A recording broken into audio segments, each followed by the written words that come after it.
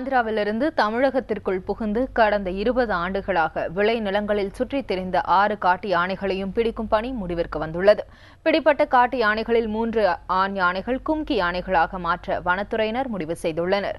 ஆனால் காட்டு யானைகளை கும்கி யானைகளாக மாற்ற வன ஆர்வலர்கள் கடும் எதிர்ப்பு தெரிவித்துள்ளனர். இதுகுறித்த கூடுதல் விவரங்களை செய்தியாளர் ஆனந்திடம் கேட்கலாம். ஆனந்த், இந்த ஆபரேஷன் மலை அப்படின்றது தற்போது வெற்றிகரமா முடிஞ்சிருக்கு. அது குறித்து விரிவா சொல்லுங்க.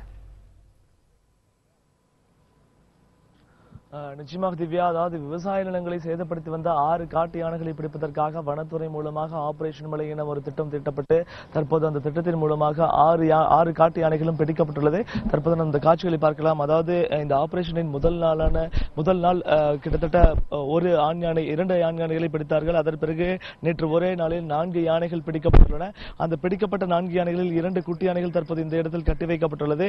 இன்னொரு யானை இதே பகுதியில் அந்த ஜேசிபி வாகனங்களுக்கு அந்த பகுதியில் கட்டப்பட்டுள்ளது.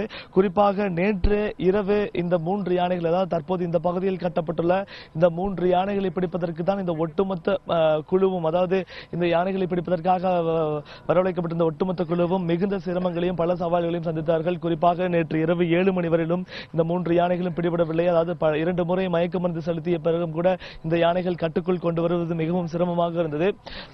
7 மணிக்கு மேல் கும்கி யானைகள் மீது அமர்ந்து மருத்துவ குழு தொடர்ந்து அந்த யானைகளை பின்தொடர்ந்து சென்று பிடித்தார்கள். குறிப்பாக சொல்ல வேண்டுமானால் நேற்று இரவு 7 மணி முதலே இந்த பகுதியில் பலத்த மழை கொட்டி தீர்த்தது. அந்த மழையையும் பொருட்படுத்தாது அந்த மருத்துவர் அணி, குறிப்பாக கால்நடை மருத்துவர் மனோகரன் மற்றும் உடுமலை ரேஞ்சர் தங்கராஜ் பன்னீர்செல்வம், அதே போல் இன்னொரு மன மருத்துவரான கலையரசன் உள்ளிட்ட ஏராளமானோர், அதாவது கலைவாணன், ஏராளமானோர் தொடர்ந்து இந்த பணிகளை மேற்கொண்டு வந்தார்கள். மிகுந்த கடுமையான இன்னல்கள் சந்தித்து தற்போது இந்த யானைகளை பிடித்திருக்கிறார்கள்.